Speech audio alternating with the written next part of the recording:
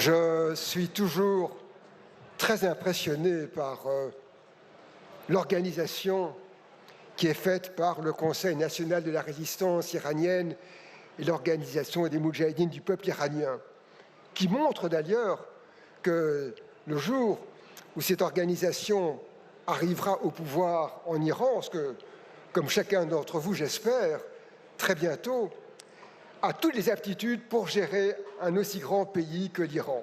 Je suis venu pour vous parler de ce qui est ma tasse de thé, de ce qui est ma kermesse habituelle, à savoir que dit le droit.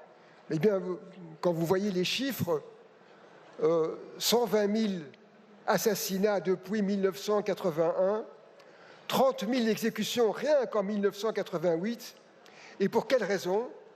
Soit pour des raisons politiques, soit aussi pour des raisons religieuses. Eh bien, sur la base de cette double raison, ces exécutions peuvent être qualifiées sans aucune difficulté, juridiquement, techniquement, de crimes contre l'humanité, quand il s'agit d'assassinats et d'exécutions à caractère purement politique, ou même, ce n'est pas du tout excessif, de génocide, la disparition d'un groupe ou d'un peuple pour des raisons purement religieuses, c'est un génocide au sens de la Convention de 1948.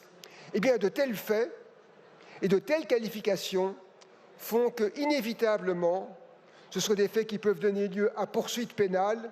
Il reste que des crimes contre l'humanité ou le crime de génocide, ce sont des crimes dont non seulement tous les États peuvent connaître, mais dont en outre tous les États de la planète doivent assurer la poursuite des responsables de ces faits. Et donc tous les responsables à la fois politiques et religieux iraniens, tous les responsables de ces 120 000 morts doivent pouvoir répondre un jour pénalement de ces crimes. Et je continue à croire qu'un jour, la justice se fera. Je vous remercie.